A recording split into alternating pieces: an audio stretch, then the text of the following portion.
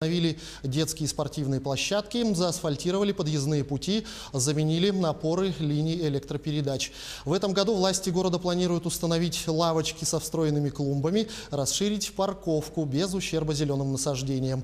А на детских площадках по Первомайской и Портовской улицам появится безопасное резиновое покрытие.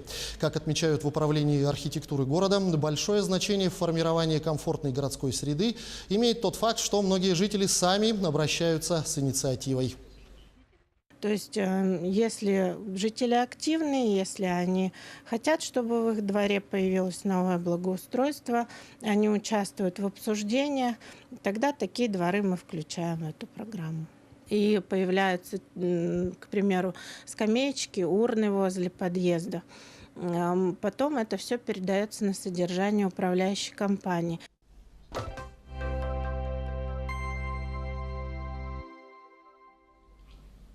На играх «Дети Азии» покажут спектакль «Желанный голубой берег мой». Коллектив Сахатеатра выступит в Южно-Сахалинске в рамках культурной программы первых зимних международных игр «Дети Азии». Артисты Сахатеатра вылетят в Южно-Сахалинск 12 февраля. Они сыграют спектакль «Желанный голубой берег мой» 13 февраля на сцене Сахалинского международного театрального центра имени Чехова. Этот спектакль – одна из визитных карточек Сахатеатра. В нем играют уже несколько поколений актеров. Получается так, что это спектакль, лодка – это спектакль, образно говоря, объездив полмира, побывав на многих океанах, морях, впервые возвращается оттуда, откуда он родом. То есть Охотское море, очень большой выдающийся писатель, нивский писатель Владимир Санги дал сюжет Чингизу Айтматову. В результате этого появилась эта повесть «Бегущий краем моря». Буддийский Новый год Сагаалган, что в переводе означает «белый месяц», отметят в Якутске. По буддийскому календарю год желтой земляной свиньи наступит завтра, 5 февраля. По традиции буддисты начинают готовиться к Новому году за неделю до начала торжества. Так, в Дацане, который был построен в городе Якутске еще в 2014 году, проходят различные молебны, ритуалы и обряды. На сегодня с самого утра поклонение божествам. Кульминационным мероприятием станет торжественный молебен, который начнется завтра в 5 утра и ознаменует наступление Нового года. А в целом празднование Восточного Нового года продлится 15 дней. Мы каждый год с удовольствием, с великим удовольствием отмечаем этот праздник, потому что для меня это праздник самый главный праздник в году. Перед подготовкой, перед этим праздником мы всегда, как обычно, убираемся дома, готовимся, стряпаем наши традиционные блюда, бозы, бовы, белую пищу.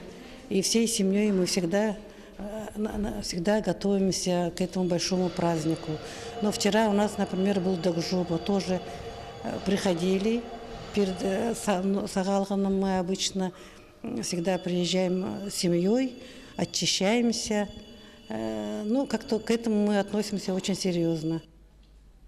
Ежегодный банный марафон прошел в Эстонии. Любители бани и сауны со всего мира приехали туда, чтобы принять участие в европейском банном марафоне. Цель забега – попариться в максимально возможном количестве саун за определенный период времени, рассказывает Ксения Орлова. На старт, внимание, марш! В эстонском городе Отепе в субботу прошел 10-й европейский банный марафон. На мероприятие съехались любители попариться со всего мира. В забеге участвовали команды, состоящие из 4 человек. Суть соревнований – пробежать по маршруту, на котором расставлены 19 саун. В каждой из них нужно провести не менее 3 минут. Дополнительные очки присуждаются тем, кто первым прыгнет в ледяной бассейн. Юси Накасима приехал из Японии. Он сказал, что впервые принимает участие в подобном забеге. Это сумасшествие. В Японии у нас нет ничего подобного, поэтому мне очень повезло. Сауны отличаются друг от друга по размеру и дизайну.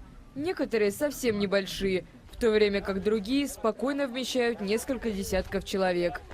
Главный приз, который достался команде под названием «Селфи» – собственная джакузи. Это были все новости к этой минуте. Оставайтесь на Якутия 24.